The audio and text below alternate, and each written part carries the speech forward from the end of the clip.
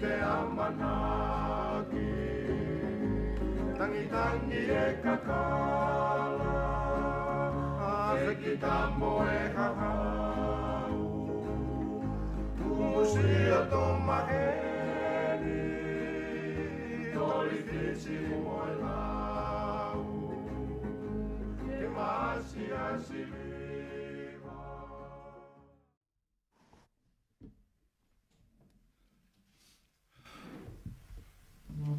Malo mula mai. Ko rin ke whawhikau kawa ke ne kamata tau potano e po e hoatani aka ki loto. Malo. Ko e huelo e Fiona. Ngahi luku whakau ko tama pe. E ta warning ki paremia. Mai kapneti. Ko na tuhani. Ai waka e whanua koin. Kia kahau lele mawhanonga eki. Tā bak mai ngahi whakaukau ko tanga pe e luku e aha koeni. Nā tau na tataki whakaukau koeni. Maki nau tau te nau tokoni ki na tataki whakaukau koeni. Wakoloa ake whanua ko tanga. Ia sisu kalais ko alam whamoi. Emeni. Tapu tō mawhawhi. Tapu whawhikau. Tapu ke hoik misa. Tapu ki e kawana hapai. Tapu kai ki mō tōru kau whaengo. Kau mā, kai ngā tōnga ku nau kau mai he ope, kau mā pe nau whanonga mai re tio. Kai kamata mua e tau o tā noa he whiawhini. Ku ai whiawhia make he ai e tau kau whataha mai koe ni he hoatani.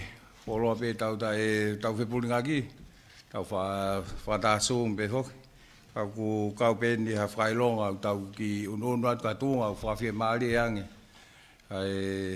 Ai tau puke koini i he COVID hiwa.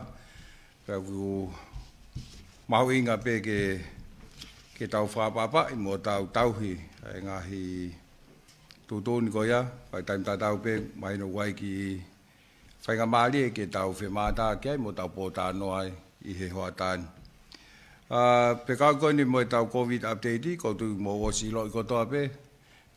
Case forward ono taha. Holo pito e tau active cases. Koe vaccination ni hiwa walu, uruaki hiwa taha ni mafitu. Pea mo e vaccination koe tau ni make taha ua fitu. E toki mea te ikmisa mo ia whikang mo e whaikiki. Ka teo koe pia ku mea ko toa ke he ni tau te fito pe ke he huhu koe e whanau koe ne tau ni ma ke tātaha. O ku fu kei maulalo au pito.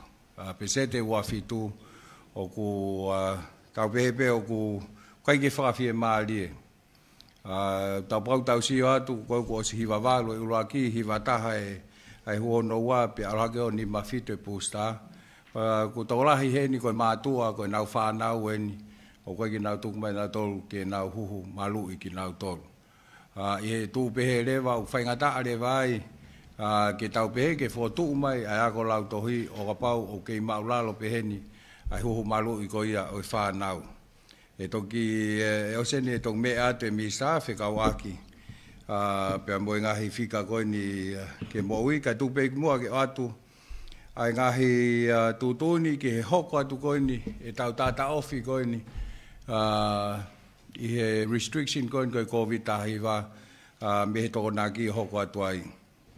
Hange pe koe au ku mauiloi au ku tau i he orange, te tau ke he orange pe. Koe ni arif koe ke lan mata koe taimia koe kai toi whima oai ke tau tui mas, mo i wala mea pe he. Ka neongo tau arif pe ke lanu mori pe, kai at pe mua ai whangaki i toi tānaki atu koe ni. I e wika hau e whokoto e pule a ngāo ngāue. Nei kamata pe o mai pe essential staff, pe koe ngahi kau ngāue o fuwhie mau ke klere. Au tu e tai nimi, kātoa e kau ngā whapule a ngā whoki he moni te o ngāue. Koe e awarewa ai pā, pea moe ngahi kalapu kawatonga, ka okupau ke nauraki kore ke he mista pānga mo ne potu ngāue. Hangofua, he te nau kātak misa moe. Mwere pot ngāwe ke mauha ngofua whatatau le vai ai tokolahi o ngofua ki he kuai whefo ki ai whangi karapu kuiki uai ngai karapu awatoka ulalahi ange whatatau mea e ngai whika te mo whe mahino aki pia mo potungai mo ui kai toki whakaata ke mo ngāue tatau pe ai koe pā pia mo karapu awatonga pau ke mo kore ki he misa mo ui mo potu ngāue koe ke fiu alhaka le vain ke tahataha na tau hongo fulu tau nunu hakpe koe tahataha koe ako kamata lewa ai ako ai form 5 ono fitu pia mo form ua 5 ono fitu mo form ua i he wike kahau e ke time pe form 3 mo form 4 pia mo toenga o lautohi koe ono mo fitu mahina o pitope koe tau whengi tau sio ke external exams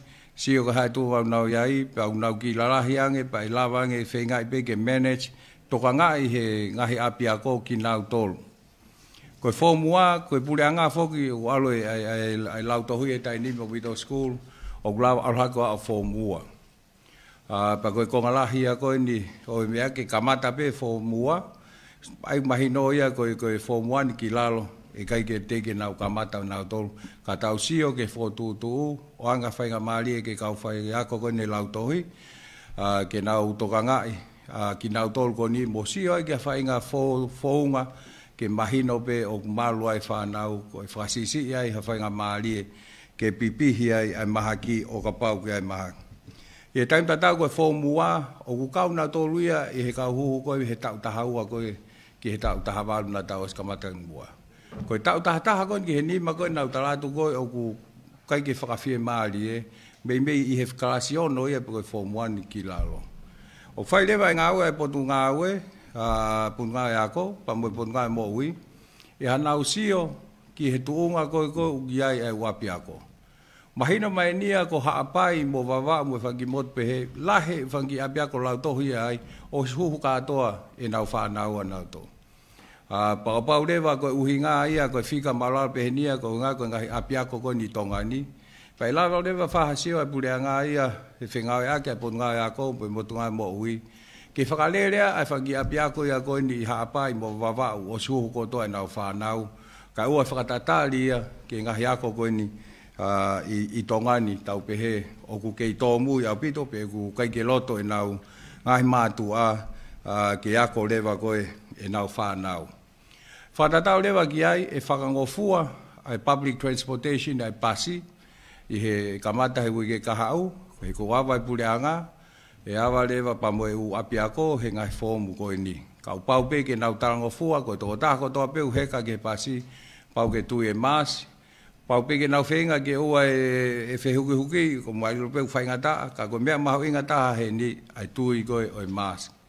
I he tō taha ko toa pe o kuheka i he pasi.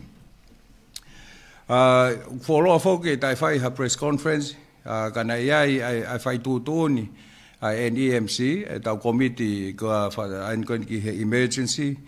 O holoki lewa ke aho fitu, ai quarantine, pia holoki lewa ki he aho tolu o ka pau o ke essential staff pana ke ospuke.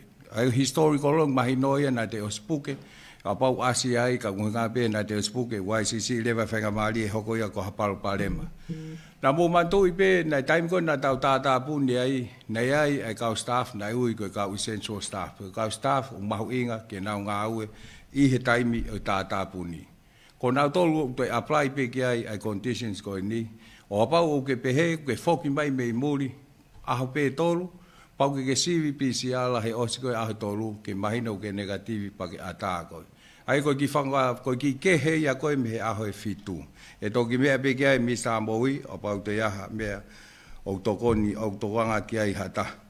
O tui koe mea mahu inga ia e kau whaingongo, whekau aki, mo e liriu koe ni, i he ngahi tutuni, ke tau hoko atu aki, o tau hoko atu pe, tau state of emergency, to extend pe, ke tau hoko atu pe, i he tuu koe ni he taini mi.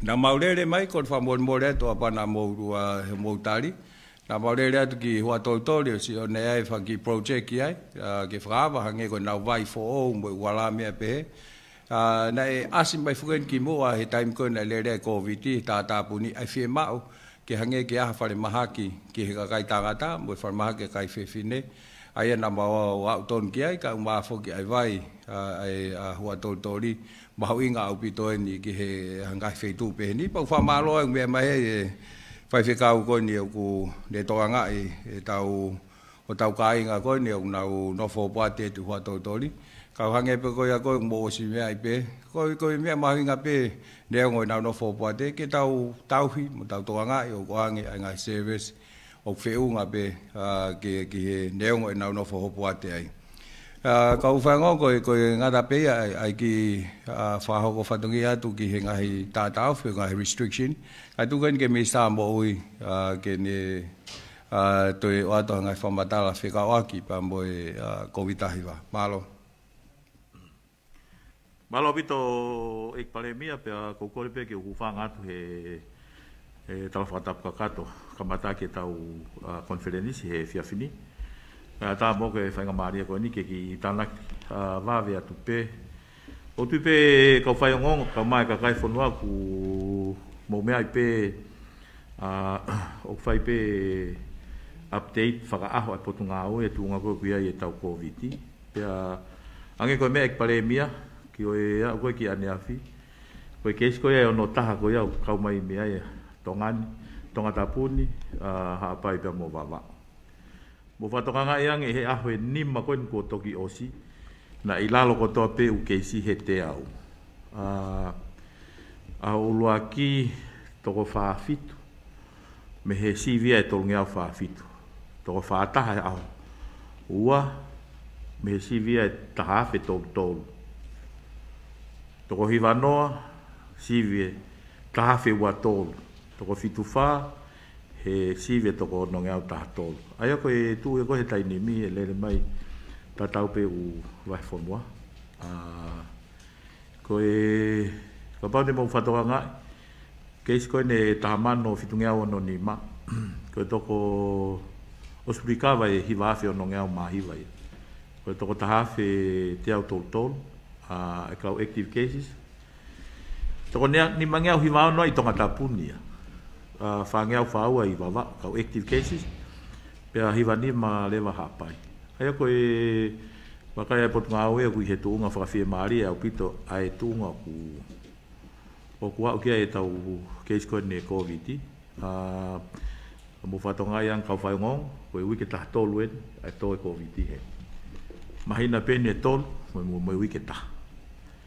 Pea aia koe tau au sia tau tolu e tuunga whakawhia maari e ko e ni o kumaha tuunga ia he whengau ea ki lelei o kuwhai e potunga au e kau mai ka kai whanua mo talango fua koe ki he ngahi tuuni ai koe ku pehe he mo tuani neongo katoa a ngahi mea koe ni o maha uinga fo i mea lalahe tolu koe tui e tau mask whano, pe koe ngāo ke hand sanitizer, pa moe tauhi koe wā mamau. A koe tumutumu ia nau tolu, koe kakato koe te huhumalui. Lala, koe ko osi huhu pusta, katoa ngahi tumu koe ni, o te kei pe ke upuke. Nau tesi whamui mui pe aneu, o kei negativi pe. Ai o kai ke kuhinga o talanoa pe aku ia, e mahu inga malawa pe ke te whaihi e pe kita o te hawai me ngahi whautua. Mahino peta hu malui.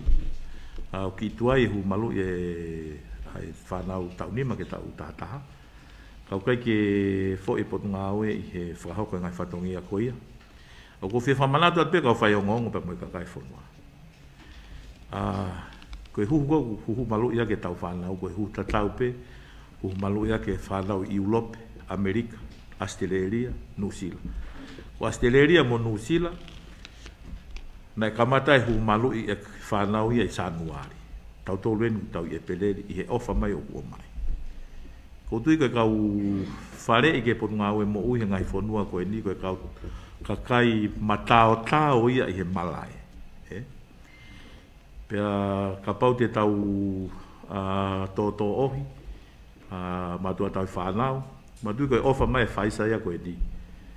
Kone ospe koe time expire pa kai ke kakato e mea ko tau tol bete tau fua kanoa tamaki. Nau whaalea he tau ngai press conference ki mua. Ko e tu umari anga o tongani he tō mai a COVID. Ko e lahe huhu malui. Mo si mea i pē kau whai o ngon kau mai ka kai whanua. Taim nai tō ai COVID he ngai whanua kau ngā api nai lahe mate. Ka pau te tau sio ko tau ngai whanua kau ngā api. Tau bē ko haa moa. Ko uhinga bē ko e wāufi mai. Ko o siofi hake fika haa moa ia tau tōru. Nai tō kamata haa moa a taha fitu o maasi. Tō ko ua taha kau peki ai. Ko tongani ke tō tahta. Ai ko whakaloto lahi pēo ke he kakai whonua. Mahino pe kui ai kakai ia kuna whawhepaki e huhu malui. Kana utalanoa lala he tau ngahi press conference koe. Koe kai koe ke tau keisio koe ke pōri o, ki he whatawhata vai, ki he ate pupula, kai ke te lahe mate he misere. Katoa koe ia, koe ngahi koe, uhinga pia koe foi principle ta tau e huhu malui, ke nehanga malui ki tau tolu, ta me whakautua koe ni. Mahino koe ai ngahi subvariant ia kei ha. O kuhanga e he omikoloni o dominate mamani. Iai rewa ngahi subvariant ia e omikoloni. Ta, PA1, PAU, a tolu, wha. Aia e malawa pe ke toi iai ha subvariant ia e toi hu mai. Ka koe hinga koe tau huhu malui, o unehanga malu, mo malui ki tau tolu. Pa me ngahi matu tamaki anga o e whakautua koe ni o tau whenga hangai moia. Ko tui hange koe ni koe mea ek pare mea. O ku koe ne pean pia ku e awa e ngahi pāku. Ko whatoka ngā ia te kau whai o ngongo. Hange ku nau mari. Ka ko whatoka ngā koe nai kalapu kei tāpuni ia. Koe nai kalapu o kei tāpuni o kei ke ata. Ko hinga pe ke ngahi pā. Koe pe ngahi feitu. O ku laisen koe pā. Pea ku iai pe whangata kau me mipa. Hange ko nuka alofa club. Koe pā he bala e tāpulu. Kau pau ke nau omai nau compliance plan. Pea iai mo whakangata e toko lahi i loto. Toki asesia he CEO mo toki tāpule. Pe tuku atu. Hange koe ngahi kalapu nai whakahoa nai mea kia e paremia.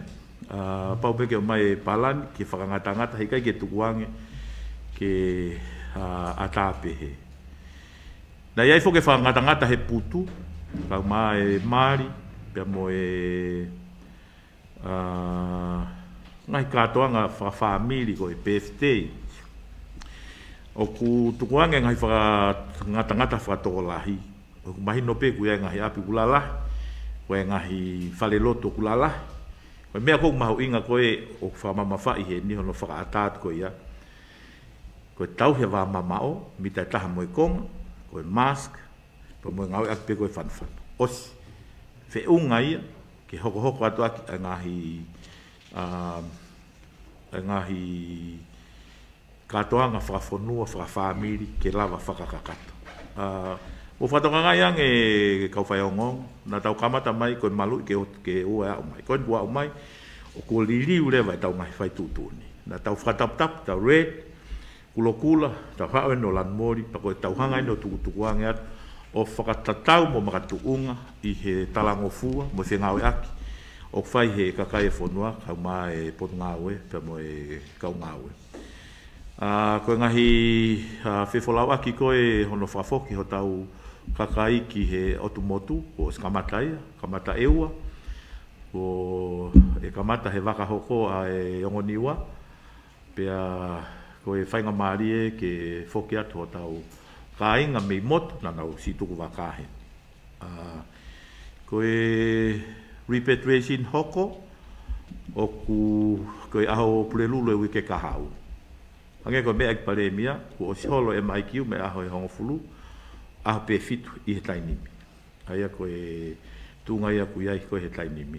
Iai e tu protocol ai potungawe ki nautolu koe historical cases, ka ku nautolu koe essential services official, hain bena me atke pale mia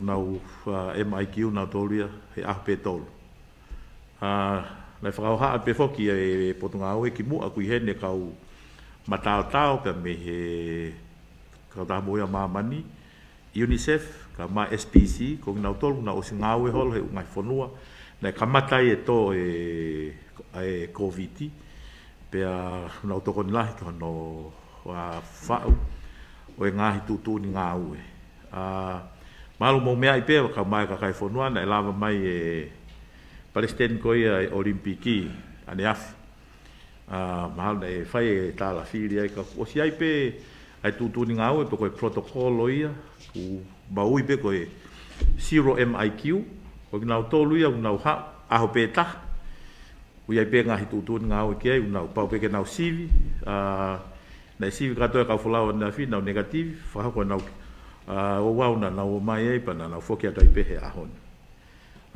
mo fatoka nga yang ka pau ko mai no fo hen ha wiki o he ke lava fai me ko ia o ku ko protocol ta tau pe ia o ste teu he Potongao e ku amana ke fa folau mai mahalo ko ia wiki o pe tol me he o ku autaki mai ai e CD scan ai Potongao e pe ha o pe mo ka teknikare o frahoko hono ha fotu o be ngau ko ni ai te nau 0 MIQ mo nau tol ko nau ngatol mai pe frahoko fatongia ko ia os nau foki ai ko si mau pe ngahi tutun ngau e ko ia i he Potongao e ke whakawhai ngā maari e ai whakahoko whatongia e Potongao e mo whatonga i o tolahi kau mahaki o whakawhai mahaki ko i awe beke whai rau CT scan ko i hinga ku mau e CT scan e Potongao e ko i osia ne whatongia he tau e hongo futupu pea ko Steinbeck e whetong ka ku osi iai pe ngai tutun ngau e ko ni ko taime hoko mai ai na otaki mai o kai ke to e fai hano to e fasio ha fong ka ko smau pe ai ngai tutun ngau e ko ia ai Potongao e malo ko ki mea pe e pare mea ko manatu he tainim ke whakahau ko atu malo ki tana ke pe ke ngai mea ko nu whakata atu na tau fai ai whako e putu mo mea aho pe ko toko hongo fulu pe toko wano ai tua e tainimi lewa e ata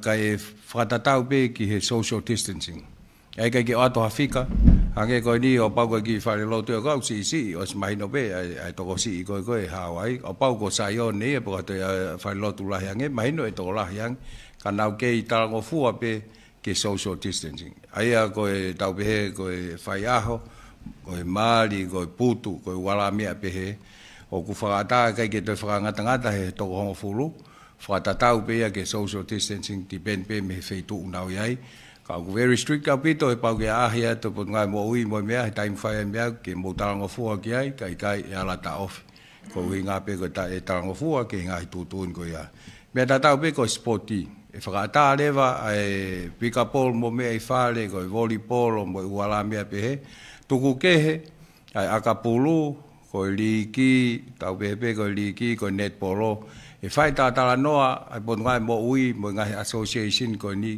ke sio ke afonga e lavai o whakahoko e contact sport tau pepe safely pe i he kahau so very likely kamata mo famaro sino kai lele ta noa koe ke mahino ai protocol pe ko hai fonga e lavai o whakahoko aki ai u contact sport i afonga o ku tau pehe o ku safe ha fonga kai ke lavai o hoko ai ko ha mea e lahi ai spread o COVID tahiwa e ai ngo lau ko u contact sport e wakai ke he osi opai mau ai whenga ai ke pun ngai mo ui pia mo association i ha fonga e lavai o whakahoko ai contact sport ko ia i ha fonga u hao mo malu i lava lewa o amene tutun ko ni ke hoko kai pe te tautari ke ua whakatatau pene o ti pene me whengawe aki ai association pe ko wa ako ne toanga i sport ko ia mo Potongao e mo ui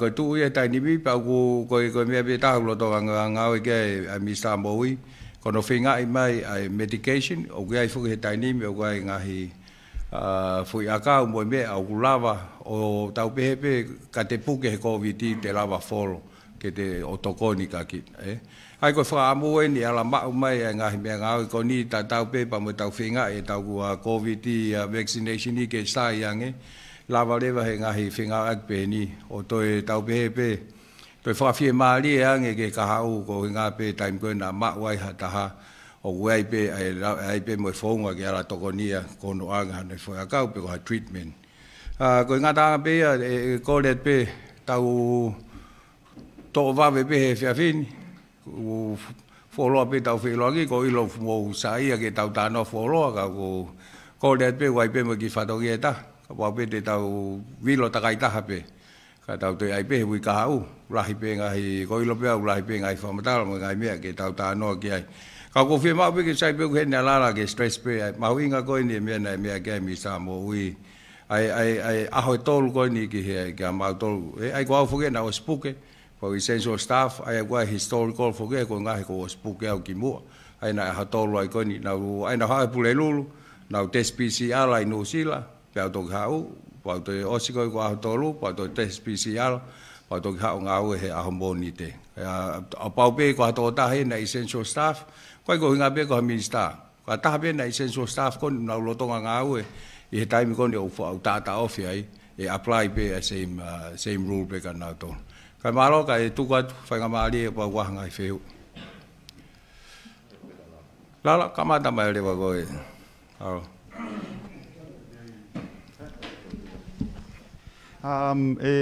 malo pito ki mo e kamata to feu ia tene ha ki tari lelei foki mai e ki paremia feu fira waki pe ko nei ai press conference ki mo minister mo ui neke me mai ki he tawhaki koe ai MIQ koe i tongani ne wataha ta wha hongo fulu fitu ai agwaha ha talanoa ke tawhaki haki peku entertain haki foi date ke tau sio ke awa koe a whanua koe ki tongani ka pai ko round taha ping kolet pe ke ki paremia ka pai ki tolu pe ki whehui ka take te ki paremia ko ua koe ki ai ki paremia ko europe neke ke mea mai neke ke mea he press conference ke ne toki osi ne whehui te toko tahani ki he ke tawhaki ai commissioner koe ai whaihala ko anti-corruption commissioner ne koe tari koe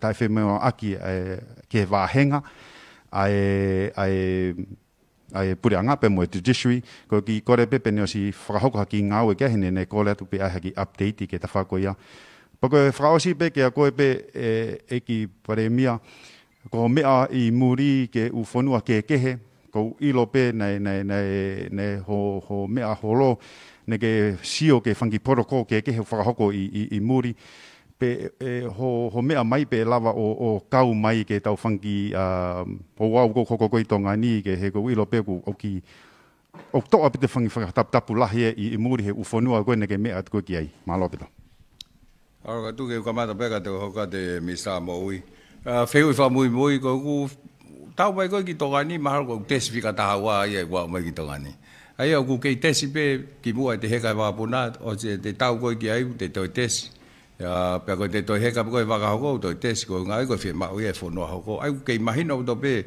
ai ke fi ma o ke test before ai te folau pa to test he te au ki ai ko e mai ki ben o ka ke ange ko no si la mo Australia ko ke to ya ha me pe fika mo anti corruption la io o even he budget ko ta ni ya pe se ni e to ku pe ko hinga be ka fai ai tala noa ki he tunga wahenga he hang beng boi loi ko tunga wahenga tai nimi o ku fata tau ki he famawanga la e pa fai ai ta no he tai nimi ke sio ki he tunga ko ki ai pe ko hai le volong ton ki ai e ka ko ke pe ai ko pase lao ko toi pe ni ke mai no wai ai fe mai no ke se ni ti pe mo to fa ho ko le wa ko ai ngawe ko ya tu ko ke a ho ya vai ke minister mo yo ko malo bito economia e la ko ki tana ki pe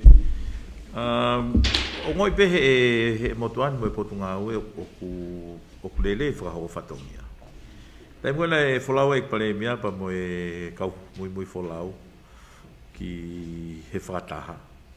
Nei o mai fok mai ufonua ke. Ko yo ngongo le rei nei ko timi ko atongani na nau negative all the way, negative all the way back. Nei ngahi fonua na nau ko hake ko ki nusila ke folau te si ai positive na no folau to nusila. E whainga na te fok mai mei he whakataha, te si ai positive na no foai. Ka ko huinga pe ku tala noa ko ngahi process pe ko ngahi protocol ko vai o tatau pe mon ko tau mui ko ki ai. Mahino e liliu e tau tutu ni ngā au e tau me kamata ahuata aluiwa atahanim ahongo full ko e repeat kon i he uke kahau ko tok fuafua taimia ke tau aho fitu ai. Pea ko fe whamanatu pe ke kau whai o ngongo mo e whonua. Ko lava ia tau e ua mo e konga e whekuki anu sila mo fish pa mo e COVID pa nau toki au ki ai. Ka ku mautui ko tongan e kai ke tau au ki he mahina e ono. Ai ko tui pe vave o ku ngau e pe kau development partners pa mo e ki nau tolu he ngai whonua. Ku iai pe ki i mei ose nau ki ngau e mahino le vai e taimi e whakawai e pōta. Ko tau tano fo ke whakawai pōta, ko tau tano e koe ke kai ki taha e mai kiu. He haupe fo ke wholau he tainimi ku me mei tu oua e wakaia he mahina he tainimi. Pea ku mei osi mai e kakai ia tuku waka, kautori, hono whakafoki mai. Ka kotui pe lala ewe. Ko tau press conference hoko e whakahoko ato he ekpare mea e ngari te tau whakawaka. Ka kotui pe e wawe pe. Ka pau e hoko ai pe e tau talango fua, tau hi e mask. Neonga hono tukutuku ange ngahi mea koe. Ka kumau inga upito pe ke hoko e nia koe new normal ia e tau mo. Ke tu e mask pe tau whanu tau heki wamamao. He koe omi kolonia kui hen pe ke nofo ia mo tau tō. Pe li liu e pe whangi subveria ni ia. Malo. Ai ko ki katak pe nai ngaro nei ki tana ket pe ai ko mo tertiary ai ko ange ko university mo me he ava ko he wika ai ko e ngau e ke nau le pi mo wala me pe malo io veo ko malo e ki palia malo ko i feu i peu laki fa malo ko ngau laki ke e ki minister mo i fa fa pe folau e ka we wa ako lava na fetu to ki ewa au ngai pekia ki ewa au ngai pekia i pale mia ka na to e taufi to te au ma ko fa no pe to te au alu e pale mia ko e go tata lele e ko van ha pai pe fo ki e officer pe me prisioner ko go fe ui go na fa mana to me ka ko e ha ko van ha mia mai ko van ha pai pale mia ko ki fa me bu ali pot ki tu nga we fa fo ha pai he ko tu be mai na mo pa se lao he tau ko si ko mai na pe tolu mama o ko mi fale alea pe ansi he po ha fa nga tunga ko ku ai ko e fe yo no wa pe o go ai no tu ko ki fe fe ka pito ai po tunga polisi he ngai miti a ko tonga ni ta to fito ke ni spe pa ko ne kakalu o tu ko ki no fe ka wa pe mo me ko ni fa ito ko na tapo ko e tuka ki i mama whaen, pe ko kaunga tonu en, pe mo e whalala ko e kakai, pe mo e ngeia ko ia e potu ngā ue.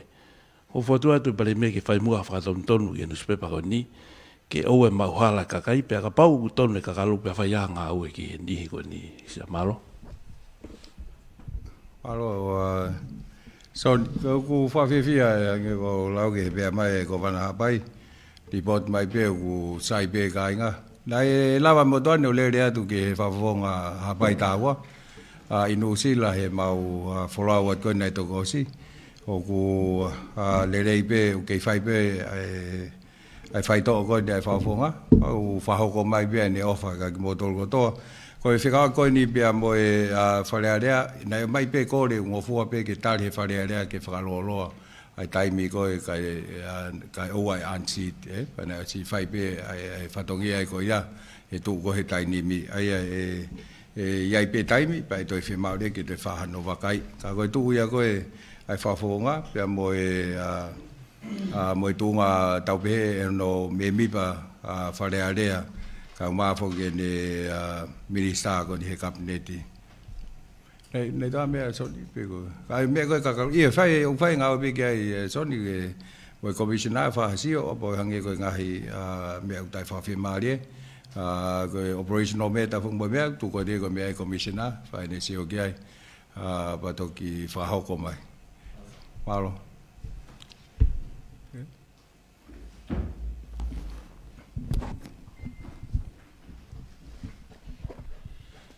Malo e mau whenga maari e mako e ki whehui ula ki peke minista moui. Ko e tau nima ke tau tahataha koe o ku osi mau nau tolu koe i he COVID ta iwa. O ku ika ke nau huhu. Koe kore peke ke toi ki whamaala ala mai e uhinga koe. O ku ika ke huhu ai e tau nima ke tahataha ku o mau nau tolu i he COVID ai au ku pehe e toki huhu nau tolu ia i he huhu hoa ni. Huhu ulaki ai e ni ihi koe ni. Koe ki whehui ono wā pe koe ki kore mai koe ki pe kia na e o mai pia mei muri. Na e o mai whataha e pe kia koe ni pia mai tohi me toke tā. O kui kai ke Afrika wake COVID pia me o pe kia koe ni ua na mai mei muri. Ka pehe na kai ke tāri he e pot ngai mo ui tonga ni ke whakakato e o wau whawhonua koe ni e whonua ki whiloa ki pia moe. A pō moe mea. Neongo tohi koe nai o mai. Mahalo ia e ngahi bi putu pehe e toi muiaki maa mui ka koe kore pe ke whanga whamalaala. Ke maalaala e ta whaaki koe ni ki he kakai e whonua. Ma koe pia pa mai whehui whasi. Koe hae ai matuunga o ku moulawa o ilo ki he fuholo koe ni koe ai huhu koe ni tau ni maa ke tātaha. Koe hae palo pare maa. Pego e si o tene talia to ufe ui katoa. Malo pe to fa pe fa tapu ka ta ke fa ki talia te fe ui peni. O lo ke pe ko e ta hai o mo ne pe pe ko fare i pe au fai ki he ngai matua. Ko ta unima ke ta ta ha pe ko ta ha pe o puke he COVID ta hiwa. O ku whaatoloi e huhu. Toloi e posta fo i mahina e tolu. Aia pa koe whare i anga maheni pe ia. Ka kou tui au koe kongalahi e palpale mai au koko koe ki wheta mahino aki pe. Me ngahi mātua moe timi koe a mau tolu.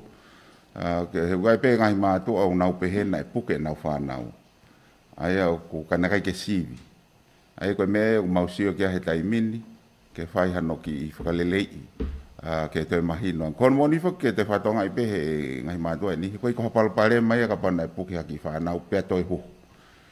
Ka koe nai ai pe ai whare ia koe ia, koe ngahe mau e hu, koe ngahe osi puke ki whanau koe ia. Ka whai pe ngau i koe taha whoke, e taha o palapale mai, e taha ia, mau mahalo pe ki ai, ko ngā koe ni koe tāpuni e ngahi ako, whai ngata ange hono kumi e whanau. Koe taimi kou whaawa e ai ako, o ku whai ngofua e huhu malu ia koe ki he misere mea pehe, he kuo pehe api ako. Koe ngā whoke taimi ni au tahonga te tolo tāpuni ako, koe ngā ke oua e o ke whanau te ke na huhu malu. Ai au ki whai ngata ape ki whai palapale maa ke vete, kau whai pesi o ki ai. Koe tue koe whai pesi o ki ai, whai e tau no aki me kau whai a kō ka mai ngahi mātua. E mahino pe e lava pe ke pick up e whai rate ko ia. Koe whehui e taha ke putu. Koe tui koe whehui ke putu ia o ku teke au mai a kia te hau ka ku os mahino pe whokia koe putu ia o ku ngofua pe ia ka peha taha ku pe kia i muri he COVID o koe ke toi tapu ia. Ke whakatapu ia la pe ke o mai ki tongani o te rio i tongani. Koe kapalapale mai. Koe mea koe o whare i befokia he taimini whenga i pe kakai ke tera whito ke ngai pe kia mei muri ke whakasi isi e wheiloa ki moi putu. Tata tu whito ke ngai taimi outbreak pe ni. Koe ko hinga ia te nau pihia me pe kia he kuos pe kia ia. Ko hinga koe toi ala te taha whai wheiloa ki pa koe toi tama koe alot lonoko. ko ia te nau whakatu. Ai ka uhinga pe ia whangi tūtūni pehe, ke tau fi ai o whi loa ki me ngahi. Pe ka kau whai pe whenga tōku i ngata, ko whai pe ai whare ke timi a mautolu ke whenga i pe ke tau hi ai whakapapa i pe kia ke ua fu, ko hange koe nina i wha o mai whoku ai body bags. Ka ku ue ai whakam ke toa, pito o te ngā ke body bags ka tau hi ai ngeia, ai kau pe kia. Ka ku whai a pe whakapoto-poto, ko ngahi mea pe heu whai pe whakapoto-poto ke ua e. O te tau fuku toi anga ke whenga mea pe, tatu whitu ke u putu mei muri, ko mago i ki tāri pe. Nei te hao whehu, ko ia pe maha. Nei kai ki a whehu ia ka kote a enke. Au whehu ngā. O ki tana ke pēu ke mea kone mea ke si, ai natural immunity, hange kau fuk nau puke. Pai nau wholau ko ni, tata pe mai mi staa ki mori. Ai na mau wholau ko alu ki palau, na mau sivi pa mau alu ki palau. Mau at ki ai aha taha sivi. Mau au positive to taha ia e mau kau nofo whakataha. Ospe mea e ahoi taha toi puke ai mo whi toko whaa kehe. He kakako maua na manofo ke sea pe taha ki mua to taha nai puke. Kana kai ke ma puke. Osiko e ma sivi. Ai mahino osiko te puke o ki ai immunity a kita. Hange koe mea koe nei tānoa ke CEO.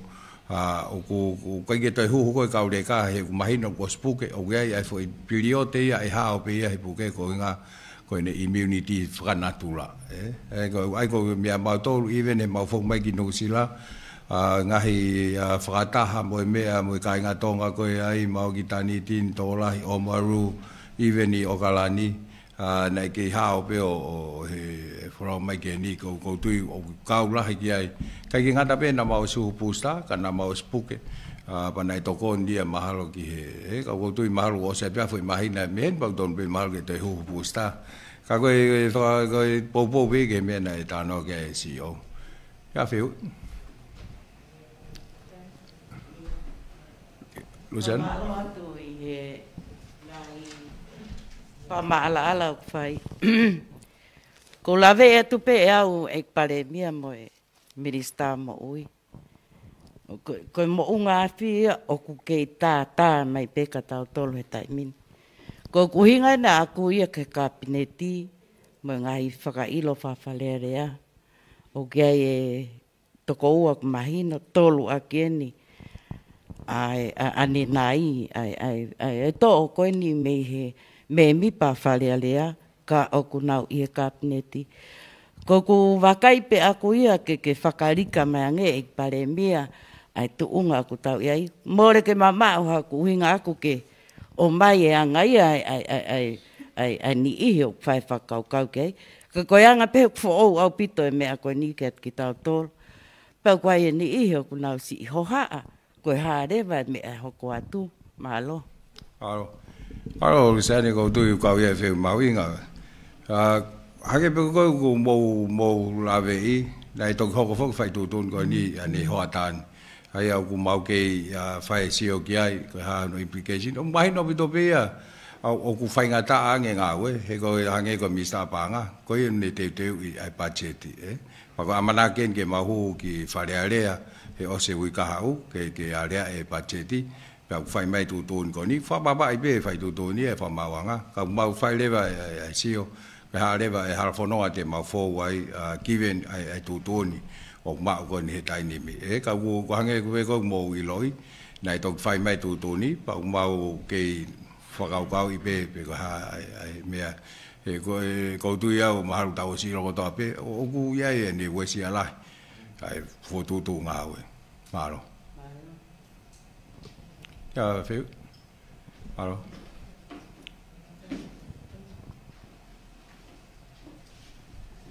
Malapito e ki pale mia mawhinga malia, kua malia ku tenpea mi he le te o tongai.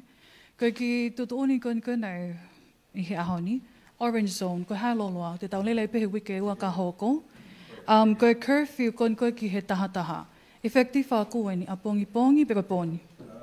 Ospeko ne tūtūni whokia ki he tōna ki he. Ai pa hoko atu e koe. Matai a pongpong.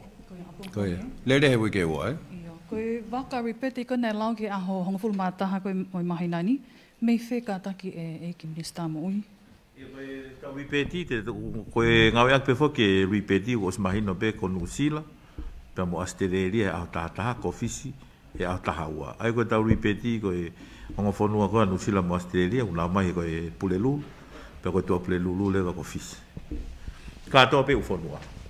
Ko ka inga ko ko amango ko o ko sean ha tutu oni pa ke ki na to ke fetu tuku at ki na to ki ewa pe fe atata atata sorry ki ewa tanga ko si fa ko mai ko spola wa te timi save ke na o mape e na nga hi ko api ko nga le ka lava ka matai langa fa si pe ek palemia ko tu ngwe ako ai ka fam ni ma no fitu e fa ko pe no si fa fonua extern exam I heta uni ai ko huat ko ne ai ako o ku ia fe mai no aki mo pon ka ko e fai le vai na fongi sivi ko hinga be ke si o ko hai tu nga ko ia ai lo ko ai fa na ke an assessment be ko hinga be he ku me alo en mai na tolu e na ma va he me lo ke ako patang to wa si o le vai pon ka ko pe to liu ai time te pile CV pe ikai a pau fa fe mali pe le pe mitiai le pe mo fainolo le pe mo externolo ia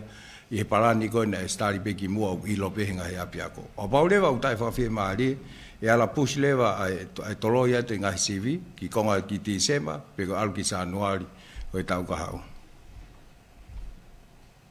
ko fa osi pe ko fika kon ko me tutu uni ko e holoki fa ahotono ka essential ai malava ke fa ka ni I henga hi national restrictions fa o ko renewal pe ko e makehe pe nia malava pe ke to fa hoko pe hange ko historical case ko nia ko e ekpalemia ai nage kamata mai ko pe to hoko tai pe ai ba e ha be ata hai essential staff hanga ko lau tango mo ta pu ne ko e fonua o ga pe ka essential ka wai ko tu ma ho inga be ho mi sta ke na ke ngau ang mau ka mo ma to la essential staff ai pa na was book mai no le historical ai ko qualify le va ke hu he a ho tolu ka ke pau pe ke fa CBC ala ia hange ko lau ne lai tau mai pu le lu na CBC ala e fa te pa to fo ko nga monit ai ka mo ki matola ka fa ngongo ko te mafula ki malo pito mo fato nga ipe he kai ke pe he ku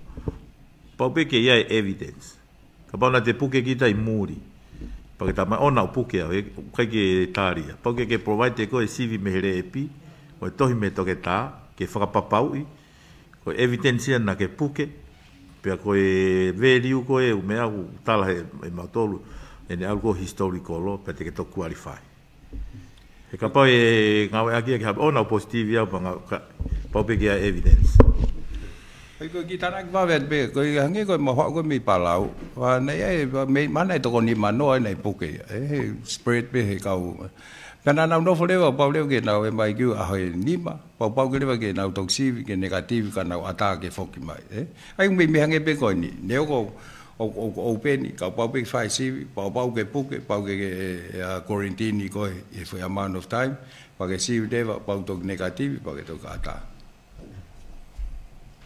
ia foi tana pe ki ai ko na tolu te na positive within he foi mahina tolu ka pode ke na ke positive ko foi mahina ono ka ke qualify ko ai ko tohi pe he pa ko si famon fa sai nis e foi mahina tolu ko ia o ku unlikely au pitoia ke to puke ko ndo algo lo ange to ki holo immunity so ai ko foi tutun nga we ko koe ko essential staff na ke positivi e foi mahina e tolu fai e folau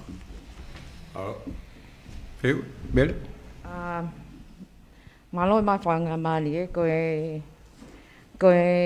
le pe ke to ki fa mala ala me feka aki pe municipality o ku atana e gym fe male ko ke ha context sport fe ia ata e gym e tu ko tai ni me ata gym ka ke hango rau o ku other responsibility ka mo dol ke mo fight for boto e tau me ko ni ka ua e tu pe ke ma do policy mo dol mo force mo dol ate fa mali ko ni ke mo fai tau be mahi nga pito be ai famalo sino mo be ko context sport hanga ko lau o fe ma o ki fa hatara no ki ya fe mai no nga nge wi ka u pa agree ke po nga mo wi pe mo sport association ko ya e la ve ma tolo de amene tu ni ka fa ta wi ke ho ka mai pa le va fe ma o ke ho ka de ta no pa to ki ata wi ke ho ko mai ko ya Koia, malo apit ko ki fe hui pe ke pot ngau e mo ui nai os e ke pe fin mo toani he press conference ki mua fe kau aki mo fees ko e ke e mai kiu ak nau tol ko ia pe mi kakai muli ka ko e wakai me pe ko nga ko ni i ko kau o mai ko ngau e to ko ni ki tongani nai holoi fo ko ia o aho hongo fulu nau ke panga pe tolu afe ka ko ni to yo mai ka o ngau e to ko ni aho tata me pe o kwa ha ki holo ai pe mo e wakai pe ka nau tol kon ko he nai o mai kon ko he vipeti pe fa ma va he nau tol ko ki talia i ko positivi ai kwa ni me me to ko wo fulu ko nau wakai pe nau tolu ia pe ko holo ko ni kolontini o fitu e to talangi ke nau toi ai ma foi aho hongo fulu ma ke he ko nga kai kapa e toi positive ata te nau toi hoko atu pepe ku holo hifo aho fitu pe ko ki fe hui faos pe ke pot ngau e mo ui fe kau aki pe moe anvex ni ko kai ke hu o ku hai tu ko tu ni hu mai ko pe mi to pleanga ngofua pe ai whakafoki mai hani ihi pe koe o mai hata, pe koe kau mahata he vipeti o ku i kai ke huhu malui. Glave i pe koe ngā nei ai ngu ua nei whakafoki mai he wike ko o si. Koe uhinga, koe tai huhu malui, me mi nusila koe kifeu i pe ke minista mo i katak. Malo koe foki mai koe mei tuapuleanga, o ku tika ke tari he airline ke heka hataha Anvex. Pau pe ke tosi ua. Tatau pe pa moe alu. Koe mea koe nuku ke whakao whehu ia e Meleman. Nei ai nei ki wholoa mai e whetalanoa aki moe puleanga Nusila. Nei awe he puleanga Nusila e on officer o train. Pea koe osi koe trainingi moe hoko koe hoko koe COVID-19. Kai ke nalama nau ai ke foki mai. He kai ke tari he airline, pa kai ke ngofua ke hau e Anvex he airline. Ka koe uhinga koe wāwhaka ngāue mo e anga alu pau peke hau e konvoi ia ai whetu koe ia o tuku mai ke atana o tolu patu whai te riha. Ai potu ngāue mo e mea ihono tu whai tutuun ke toko taha koe ia. Ai koe uhinga ai koe konvoi no molo pe ai mea ai sotia. Na nau ave o train pa kuna os na utama o tam ke whakafoki mai sa ta tolu kai ke lava hia ko nga ko e tutun whaka airline ni pa ko hinga nei pa whakapuleanga ke puleanga tuku mai ke maaho nau tafaaki ha tutun ne ponu nga we pa na mai pe o nao pe ave pe he sotia pa no to ko na kolontinia nau e kai ke ahoia hongo fulu ahoia tafa ko ngā pe koe na Anvex, pe koe ne osi ko ia o na ata mai, pe whaiteri hale wa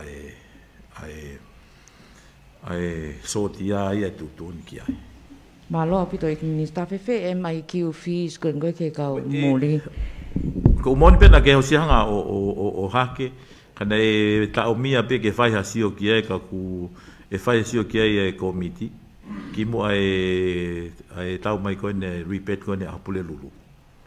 Ka mo na pit pe no race ko e fia he tai me aho ua taha i e mai kiu.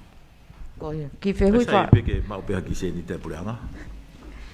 Ko ia ko e ki fehui fa o si pe e feka aki pe mo uhila ko tu fe la ve tonu ni mo family ko to pe tongan na ia press conference ki mua ko mui atu pe ia o maheno ko hiki to tongi ko ia o en lolo pe nai whakaha mai ai tokone puleanga ke unga ke OFU ongo ai hiki koia ai hiki koia ai uhila ka koe talupene ne pā koe mo ngāwhi o ku pā ai pe mai uhila ki o lunga pa ko ni pe he ia e te aha holo hala ata okay ele ela pe o lunga pe ko la he ngai fiala ki ko ta mai ko charge ta polo mai ai bebe ka ku na o stoi fa ton mai na ko pa ko ai me nga we to nga pa wa ka ke tau ilo ko ia pe malo e mau na tu ta ta pe mo tol mo ta tol e pa ko ne mo wa fi e sai pe mele de mau to si o pe ki ai ga ma ha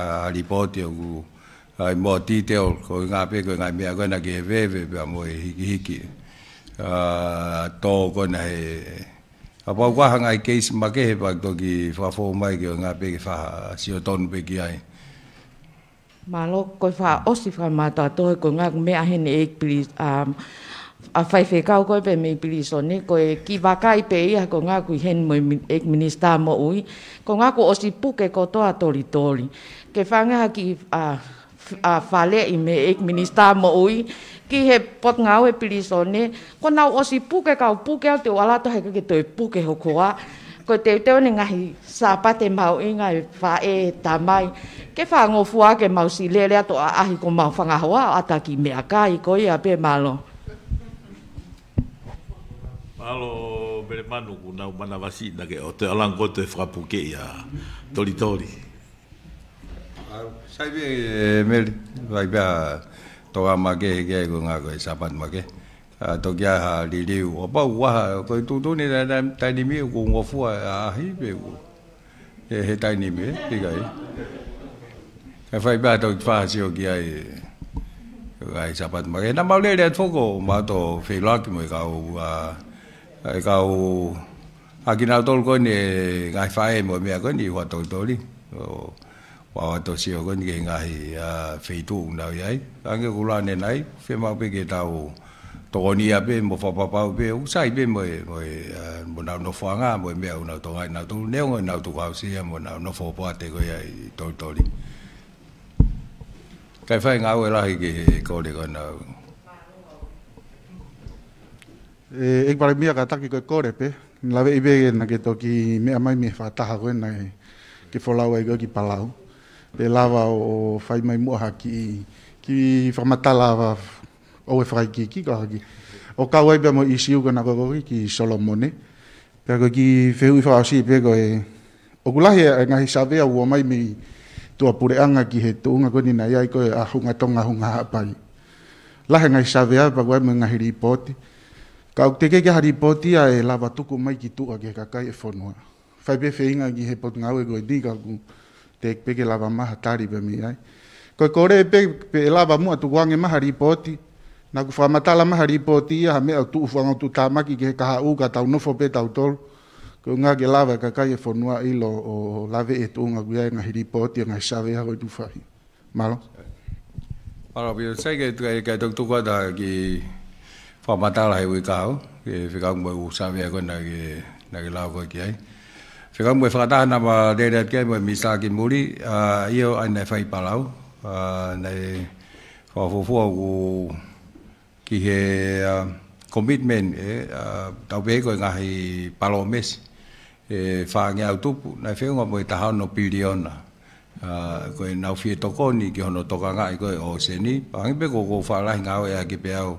Ai whika koe au, pe se te hiwa walu e Pasifiki koe o seni. Pe se te ua koe whonua. Ai u whie mau pe ke tau toa ngai mo i pe se te hiwa walu koe ni. Whae sio ke ngahi koe ke ngata pe he tau tai. Whae sio ke ngahi mea ke he wala mau me he o seni. Pa kuna whai sio ke ai ke hange koe ni ko hono koe hai whatongia o se ni he tau i koe ni whiri waki ea. Kuhanga whoke o se ni ko no whatongia lahi whokia koe ne to'o i carbon dioxide me ea. Ai lewa koe fueria lahi koe ne Pasifiki mahina opito pe ai tokanga mai kai whonua ke he ke toka i lele i koe ne o sen koe ni koe ngā koe no whatongia ke ono whasisi o i carbon dioxide mo ne tokoni. Ki whasisi koe ni palpalema o i whiriri waki koe ni o i ea. Pena e toi ka whiuke, ke koe. Ka koe koe. Ai ka nei tolahi a wito e owa he whonua walunga whutupu. Po i ngahi kautaha e wange au nei whafofonga. Ai ka nei whainga maari e whai whatahai mo e nge ko SPC, ko Palestine o ai ngahi whonua ke he kawai pa mo e whafofonga Presidente Amerika, Senator John Kerry mo mea. O whai pita no ko ha mea te tau ala whinga o yake ai. Patongi hange koe whong mai leo ko ni, tau mui leo pe ko ha toko ni ala ma o toko ni mai ke tau ngahi ngau e whai koe tonga ni. Solomon iyo. Mahino pito pe mahuinga ai mea konu hoko i Solomon au mahuinga pito pe ki tau whatonga i koe whanua tātaina Solomon, it's a sovereign nation. Pa koe tuhu ia koe ni hange pe koe ni koe tau tānoa ki mua o ku whaonga tonga ki tau whai ai ha pōtara noa i whataha kautaki o pau e ui wawen mai. Nā e whakaukau e whai i sune. Kau ku teipi ki whapapau i mai ka hai taimi ki tau whai aha tānoa mai ai mai ta whaka Solomon. Ka mahuinga pe ki tau whatonga i pe ai pere ngesi. Ka moe tūnga koe ki a Solomon koe whanua tātaina u ton pe ki tau toka ngai pe ia. Kai tau whaha sio i he ui kone whataha kautaki. Kata tupe eki kata tupe eki pare mea ko ki feu ko ni ne toki haupe ki au he ho fei me amai ko ke tafaki ko e fai tutu ni pe mo minister ko pa anga ko mahina ni e ono ek minister pare mea me he firi ko ne tok whakahoko Pako waipe mo ni ho me amai ke whengata ia ngawe inga ko kabineti ko kakai ko minister ko ni o ko simole na whangisea ko whehe ui peni pako hame ai ke whakatu atu na ke mo teu wharerea ke to ki kapa waha ha to mea peheni pa whakahoko e whangi hopo ia pa mo whaitutuni ko nia ki mu aia pare mea ho whiri ko kabineti mo te ko ngawe he ko pa ko atungan ko whiri hoko pe e te hoko pe ki he pare mea hoko pa te wesia ne kabineti pa te whahang ko ki fotu whakau tu pe malo pe ek pare mea malo la mai no bi ko tali ko galu sa ne ai wesia kon ai disrupt kon he whahoko whatong ya pa don be ke wha sio ge pe ha te taimi line ke heang ko nga pe ke tau tito nge ko ngo rau o spe wi ka hau ka mata fa le he wi ke hoko mai ko pa cheti ka wi ko he me mo ai ba ku sai be ngai fotu fa ka fa ba sio ge na la wa au nga ko nga to be puliang ko ni ka ha puliang ngai ka hau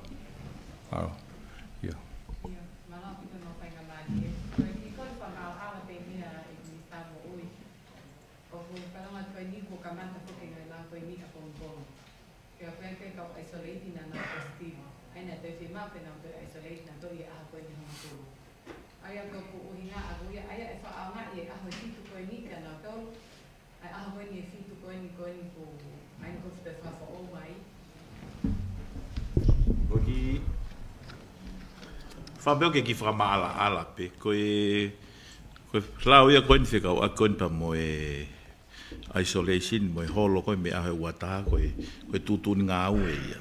Koe ke kau e umea koe he restriction. Ko restriction koe na whai koe tala noa koe. Ai koe mea kui ai pena e pe protokolo koe nā mai o sive aho uluaki. Tai koe na e aho e hongofulu. Sive aho ni ma pe sive e. Ka pau e mau koe. Tok mau koe ia he aho ni ma. Me he aho ia koe ia e lawa ho aho koe hongofulu.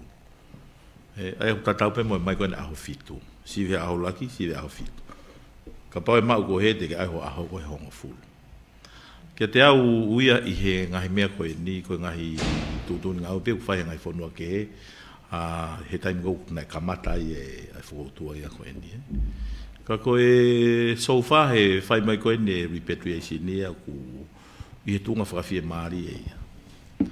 O ku koe risk koe peseti koe positivity rate koe he e ma IQ peseti pe ia e ua. Koe peseti a koe ni i tau pehe a tau tolu koe nu mau koe he community. O tau he peseti tau tolu ia e hiva ki he peseti e wanoa. Ai ko ngai tutun ngau koe aho koe mau e kita positivi e lau le vai mea. Ka ku le kod le lei pe a e ripeti. Koe ki nei toko si i pe au toki whea mau ke whakakakato e nau e ma IQ ke ngai whetu ke. Mai whakawhainga maari e teu ke ripeti he hoko. Fausi au pito peni pale mia peta os. Koe wheu pe mo tani koe ngā whanga e nai panga te au koe uhila a tonga ni pe mo vava u nai mau lockdown fuk nai mau na wai covid ko nu mau ha pai na na ko mo na to ko le pe mia pe hange unfair ke ange na ko mo na to he te au pe pa mau e u ha ko na fetu pe ang mo na tak panga e te na uila halo se halo e sina ko le mai buka e u ka ke fo ha ke ha pai o e fa pai sai be so ni ko ha ko lau tau si o pe ke we si a ko no tau ka nga pa ko ha pe ki be ala mau ko tu e la va pe o fa ki to ko ni ha pai pe mo e u io mele ko le pe ke minista mo ke to ki fa ma ala mai nau tolu ko o si tesi pa ma nau tolu ko covid ko nga na lava to kon ke ngai pule ngawe pe to hawa to e tau me asivi covid o wa fa hinga tu unika nau tolu ko nga ke o ten tau to kau he kiu kon ko ke tesi covid kon ko kai Tokyo ke ngawe pe ku pau pe ke nau ke tesi covid nau tolu ya ai ni ko spuke Pebe o CEO na. Eko ika ke upotunga we ko ufema. Upotunga we fo pau ke show ang nei o te o se alo tesi ka ko nga ka kuna o spuke covid ni. Te malo mele ko mate fo fai tele habe upotunga we na tu ni mau fare ipe. Aia ko me mau timi kitua ko na fare upotunga ko ka pau pehe pe a to koni ke tu kwa no tesi na tolu. Kako ngai me pe o case by case pe. O me pe ta ko fetana ke ko ta no ke cost. Mandu ko cost ko e to lo afi ke to ta e mai kiu. Even he dai mino te ke ne lava ka ba e fa mole ke fo to ta. Ne ngoi ne holo a fitu. Ko pe ke awe pe ke ai. Kai fai pe to si o ke ai pe ton ke to holo. Ko to na dai mini ke fo cost ye ga. O kai pe ke enough e fo to ton ga ke fo e tau whakamore koe whi e mai kiweta. Whamaro lahi atu he lawa e tau pōtānoa e hoatani, koe koutui maharo pe ton pe ke whakamanato at pe, koe ngai mea lalahi pe ka matai puleanga, ka ngai whapuleanga kotoa pe, whoku mai ke ngā ue, koe whanau ako, form 5, ono fitu, pa moe form 2, nau ka mata lewa e ako, whaesio, na ko fafi mali e rate ko e huhu ai whanau ako lau tohi ko ni ngai motu mahino to pe ko tonga ni o ke lahe fika ton ke fa lelei pa mo ko le dai pe ke matua ke nau whakau kau lelei ke wakai mai nau whanau ke nau hu malu a ke nau tol ko ni he tau nima ke tau taha kau ni toko ni tau palani atu ki mua mo tau palani ke whakawa ya ko ka uma fo ko ai fo noa ke tau to e foku o to e ahi mai ho tau kainga tonga ko na i muri ko pa pe mo kalap ka tonga o ku ata ka pau ke la ki to ko le mai ke po ngai mo ui fa mo fe mai no aki ai ke to lahi fe unga ki he mo fale pe ko mo kalapu ka to ko atu ia me ai me he po tunga mo ui higa ke fiu me ho fulu ki e taha Whakaata rewa pia mo e pasi, ke nau ka mata ngau e mo nau tolu, ka uwhi mau, ko taha ko tō peu heka he pasi, pau ke ne tui hono maas. Mau inga au pitoe ni, e tau whanonga at koe ni, pahange koe nei mea ki ai minista, holo me he aho fulu, aho fitu, whakapau o ke kau he kau nau tolu koe o ku ngau e koe essential staff, aho tolu, kau mahino o ku iai ho nake o spuke ki mua.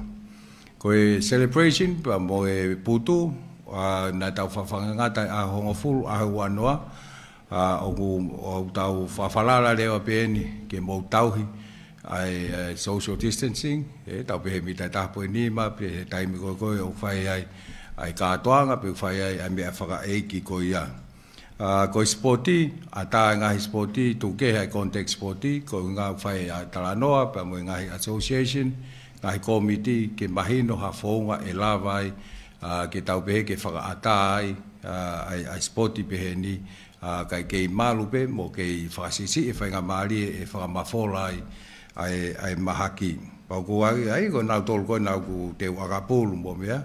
Tai bilewa ke whaki whamalosino he ko ni whakaata pe mo whamalosino whakaata mo gym he kamata me he toko naki, kai o lewa ai tau tui, mo e agapulu mo mea pehe, ka leo ke whai ha whemahi no aki, ai ngahi komiti, pia mo e potu ngāwe mo ui. Koe whaospea he kuri se ni, koe whamalo pe nia, he ma wholau at koe mo misaki muri, ka maa ngō ofisa, ka ki nau tolu koe nei New Zealand, pia mo Australia, ka maa Palau, Teo ki family ua tonga pe ai Palau, toko family pe ua, na maulawa whai whiloak. Ka maa whokone taitai lelei mautolu i Brisbane, ka maa sene pa mo Okalani, tani tini, ka maa whoka o maru. Whawhiwhia whiloak mo tau kainga ai, waku hoku koutui mahu inga pe ke tau ahi a pe ki nau tolu, tau ahi ka nau tolu, oai. Tāri pe ke toki o whamalo, e pēha taime ka hau whahasio ke tau tōtou ahia pe ki nau tolu whapo tānoa. Mahu inga api toia. Wai whamalo ma ke he heni ki Jenny Salesa, ke he whawhua wharearea ka ma anahila. Nana toko nahi api to hono ko neite ma ngai whataha, ka wai ma whataha koni mo e pūre koni pe ko VC, University Otago, University ko ni Technology a Okalani, ka ma ai to ko ni VC, Auckland Uni, ko hinga pe ko tata noa, pe yaha whinga o aki, i he teu whotu ko ia ko e tau University whafonua tongani.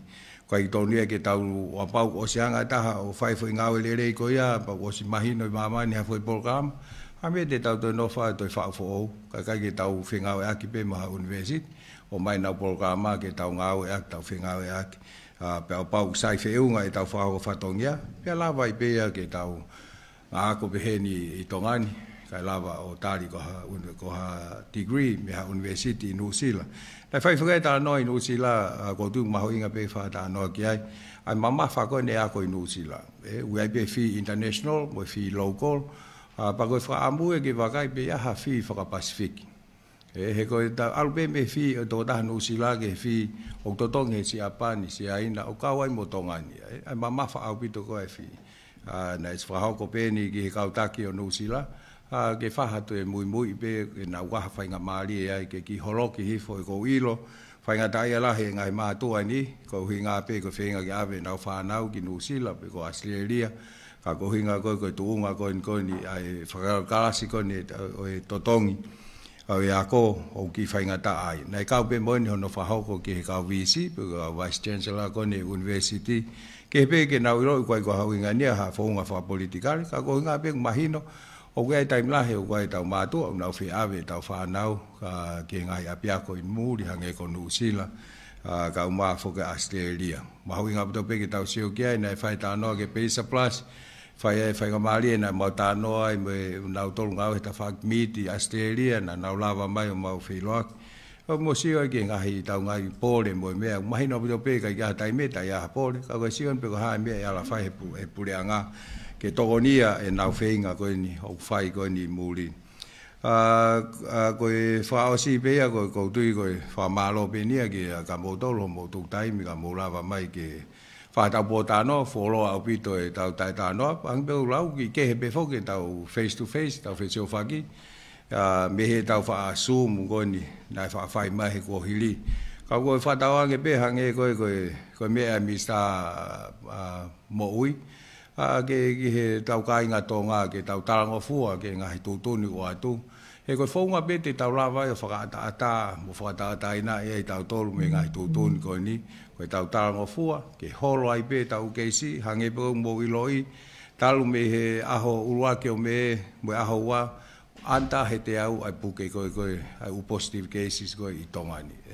Kou tui koe uhinga lahien koe tau tarangofua, tau tui e mas, tau huhu, malui, pa mo kore whaasi pe ke mātua koe ni e whanau koe ni tau nima ke tahataha, ke mō kātaki o mai ho mō whanau. Maharu toi pe ha laui ke pe osi ai huhu ai vaccine kone o mai ke huhua ki nau tolu he kohinga whakataimi pe whoki.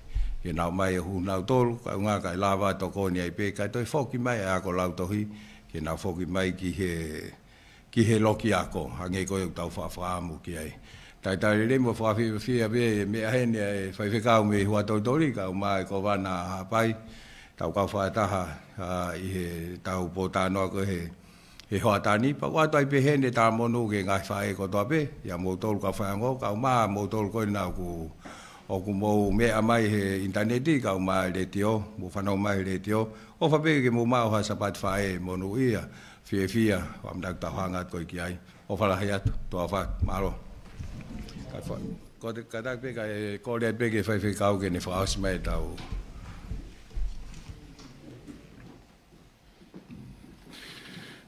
Toro te gari mau whawhai te hui koe whaasinga e whianga koen, mara pita omi e ngai whakaukau, whakakata ange mua e mau ngai tai au. Ui gari whalofu e whanua, tāpak mai bari mea, pa peke toa ngai kapneti, mo mātoro ko tawa peo mea mai ki proklama koen, i esi sukolai sikoa ang whamui e meni.